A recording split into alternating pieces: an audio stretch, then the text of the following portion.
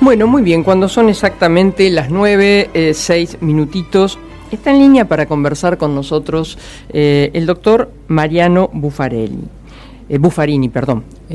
Mariano Buffarini. Él es abogado, es docente y es defensor público en Rosario de la segunda circunscripción. Quiero hacer una pequeña introducción.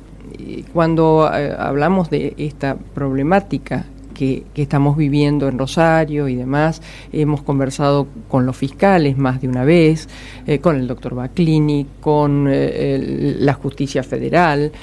Yo, sinceramente, es la primera vez que voy a conversar con alguien que defiende la postura de aquellos, no sé si son narcos o vinculados al narcotráfico, y en este caso es el doctor Buffarini.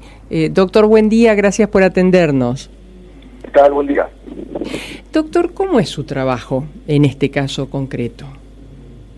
Bueno, el trabajo de un defensor público tiene que ver con ejercer la defensa, digamos, darle cobertura de defensa penal a una persona que está siendo imputada por un delito y no tiene la capacidad económica para pagar un abogado particular, o no quiere pagar un abogado particular. Entonces el Estado está obligado a proveerles de un abogado defensor, porque en nuestro sistema cualquier persona acusada de un delito tiene derecho a defenderse. Obviamente que en general no puede hacerlo de modo individual.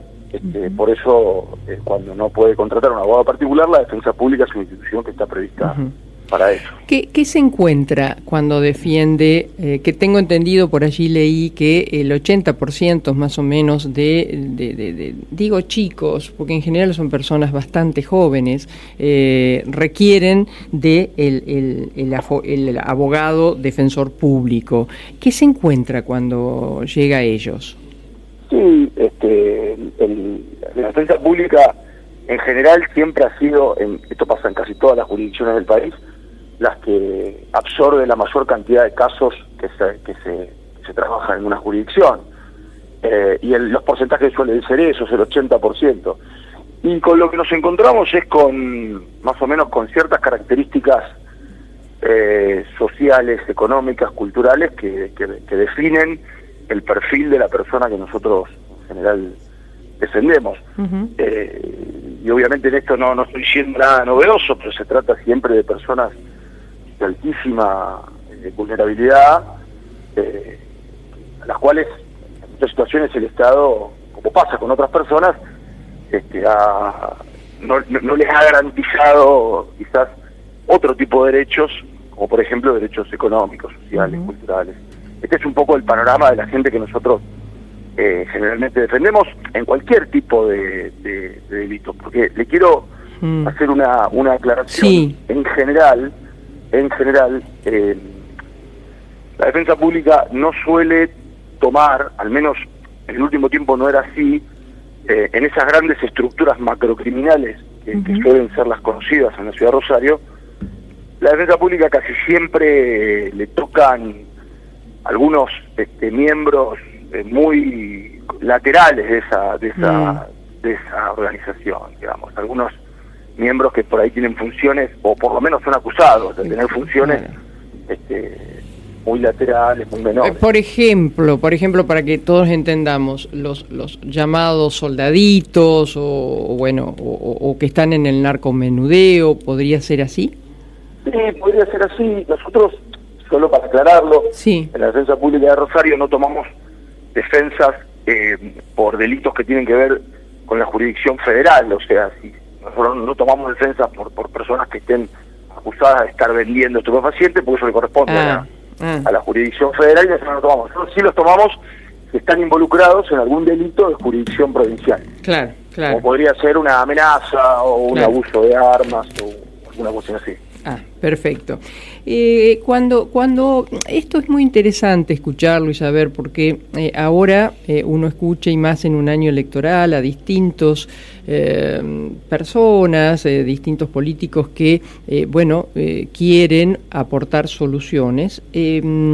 Ahora, usted desnuda las falencias por la cual tal vez, quizás, esa persona llega al delito. Sí, digamos, no es la única causa en esto. Hay que tratar de no tener una mirada así muy lineal, muy unidireccional, tratando de asociar automáticamente la pobreza al delito. No, claro. Pero es cierto que los estados de vulnerabilidad en orden a la no garantía de un montón de derechos que tienen que ver con el contexto y con la vida diaria son factores que explican o que pueden justificar. Que inciden de alguna manera. Claro, que inciden, por decirlo de algún modo, que pueden incidir en la comisión de delitos. Entonces, nosotros, esa es una situación que la tenemos muy presente, porque la defensa pública tiene una relación, digamos, directa con todo lo que tiene que ver con la vulnerabilidad. Marcos. Doctor Buffarini, Marcos Pereira lo saluda, buenos días. ¿Qué tal, Marcos? Buenos días. Y al ser usted, digamos una parte, por más que sea el defensor de ellos, una parte de la estructura oficial, ¿hay confianza de la persona a la que usted va a defender? Digamos, hay como una entrega y, digamos, se abre a que usted lo defienda. Mire, Marcos, esto es difícil de contestar de modo uniforme. Sinceramente depende de cada defendido. Hemos tenido, obviamente, que la experiencia que uno tiene ya hace 8 o 9 años, estoy trabajando como defensor público, muchas veces se encuentra con defendidos que tienen la confianza para poder charlar de modo abierto con su defensor, y muchos otros que no, que son más reticentes, que no quieren, digamos, dialogar de modo abierto. Uno, digamos, que con la experiencia ya se va dando cuenta qué tipo de defendido le toca en ese momento, ¿no? Sí, aparte la cárcel está llena, la mayoría son todos inocentes, ¿no? También. Bueno, eso es una cuestión que es real, en general, es casi, le diría, una característica de los seres humanos que nos cuesta reconocer. No estoy hablando de un delito, estoy hablando de que nos cuesta reconocer a veces los errores que cometemos. En los casos son errores mucho más graves, pues se trata de delitos, obviamente, pero bueno, evidentemente a todos nos cuesta mucho reconocer de primera mano los errores. Y aquí obviamente que sí, que esa frase es una frase que se usa, que no la escucha mucho, pero bueno, pero le reitero, no es una cuestión uniforme. Pero usted sabe, o él sabe, la persona sabe que usted es su garantía de que, digamos, no le metan pruebas que no corresponden, que en realidad creo que esa es la tarea del defensor público. Absolutamente. Asegurar eso, ¿no? El derecho al proceso. Esa es una obligación nuestra, digamos, más allá de que es verdad que nosotros funcionamos de ese modo y esa es nuestra función. Parte del buen trabajo de un defensor público es generar la confianza para que la otra persona sepa que el trabajo que uno hace es un trabajo que tiende a beneficiarlo. Y cuando yo digo tiende a beneficiarlo, no me estoy refiriendo a trabajar a como se den las situaciones. Claro. No me estoy refiriendo a trabajar de cualquier modo, porque en esto siempre quiero ser muy claro.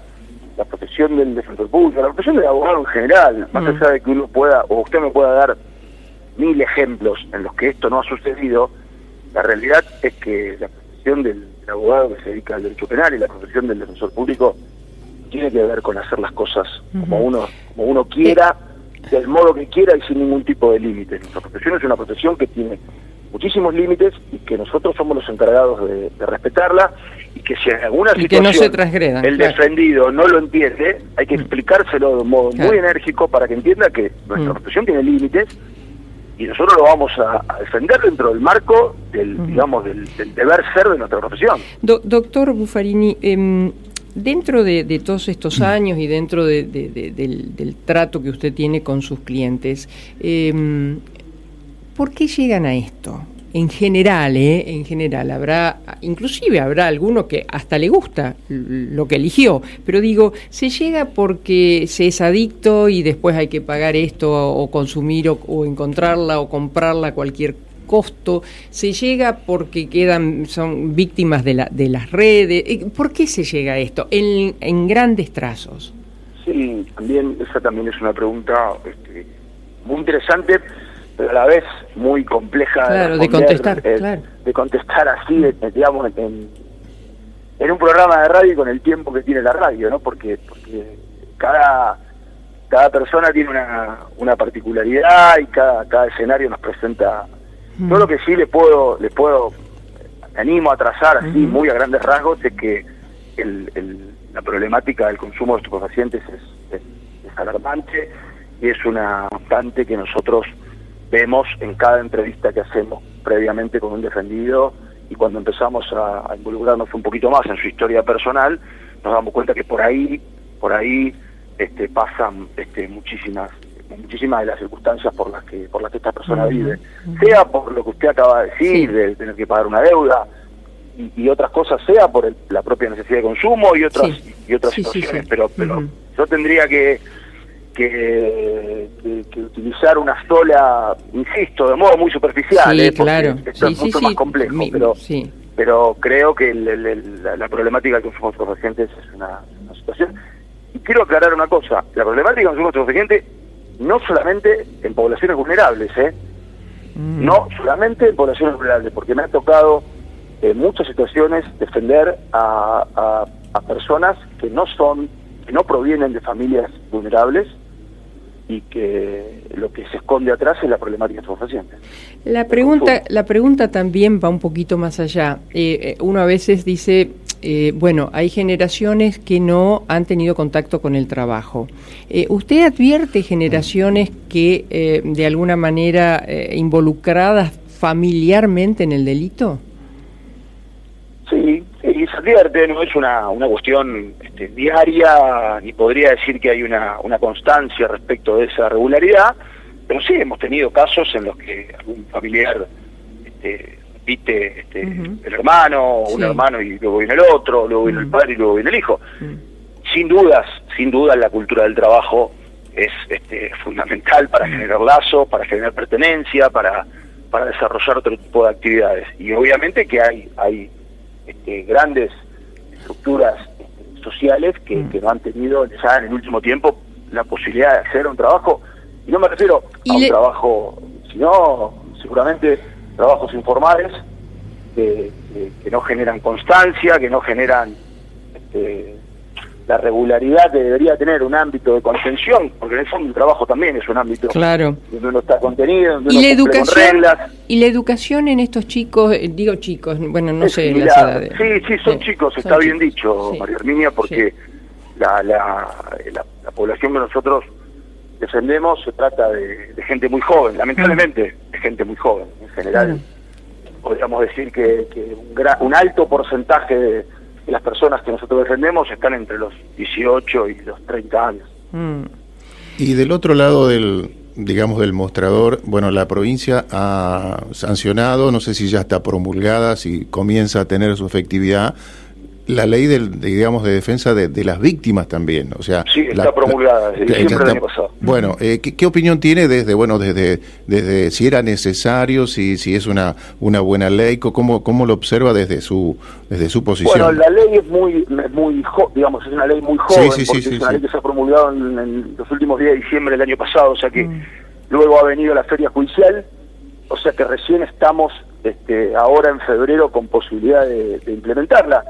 A ver, más allá de la ley en sí, y porque es una ley aparte extensa, tiene varios artículos, reforma varios artículos de la normativa procesal santafesina, lo que uno puede decir de esto es que la víctima es un actor importantísimo en el marco de un conflicto penal. Entonces, es obvio que la víctima tenga su empoderamiento, porque es la persona que sufre el delito. Obviamente que nosotros desde la defensa en general y de la defensa pública en general no tenemos una mirada crítica hacia esto, por el contrario, yo creo que la víctima ejerce un rol importante, pero obviamente que desde nuestro lugar nosotros aceptamos esto, siempre que esto no implique perjudicar las garantías y los derechos de la persona imputada, ¿no? Creo que ahí hay que hacer un equilibrio que es muy importante, porque vuelvo a decir, la víctima es un actor relevante en el sistema penal. Qué tremendo esto último que usted dice, y subrayo, ¿no? Encontrar ese equilibrio entre la víctima, que es el objeto de todo este tema, y aquel que es el victimario.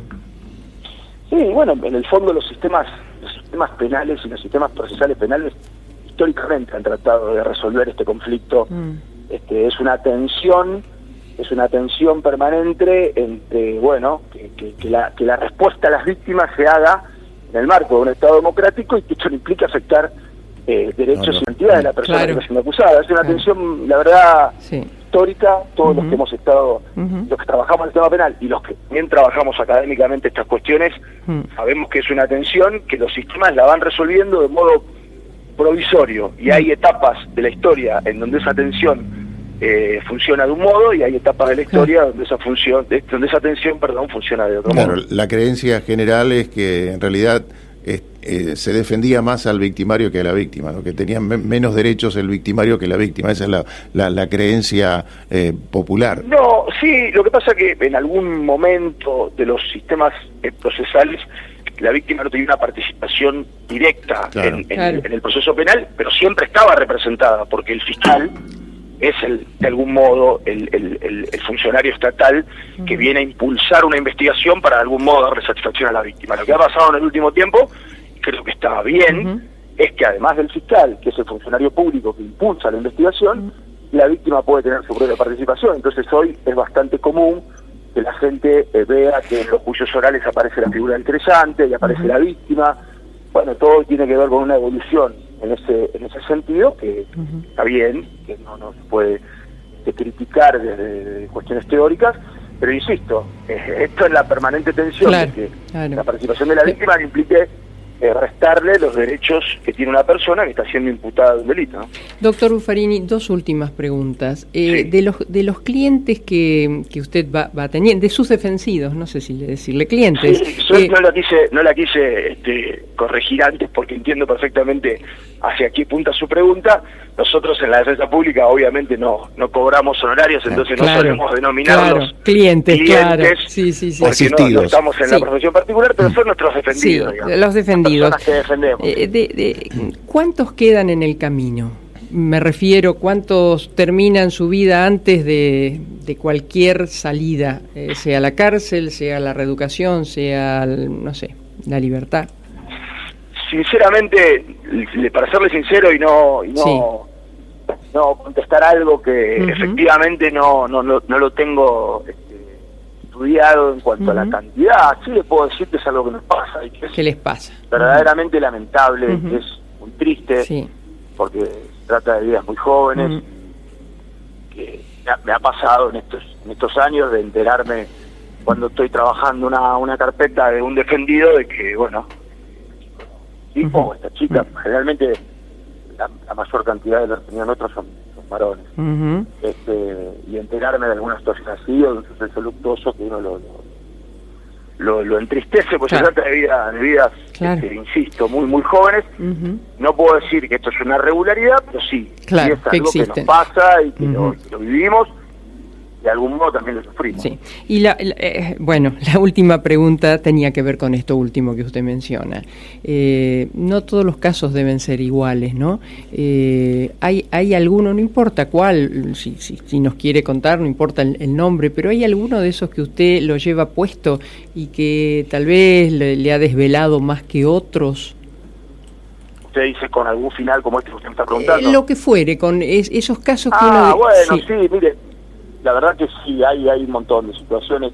Es cierto también que esto es algo que lo podría decir cualquiera que trabaja en esta profesión dentro del sistema penal. Nunca hay que perder, digamos, la capacidad de sentir las cosas que uno vive, pero también es verdad que si uno desarrolla mucho esos sentimientos, es muy difícil trabajar en la profesión que trabajamos nosotros. Le digo esto para un fiscal, para un juez, para un defensor, digamos. Es difícil hacer el equilibrio porque si uno trabaja todos estos casos sentimentalmente, puede afectar el desempeño profesional que uno tiene que tener. Entonces uno tiene que tratar de estar ser lo más profesional posible para que los sentimientos del caso no lo embarguen, porque uno puede hacer un mal trabajo.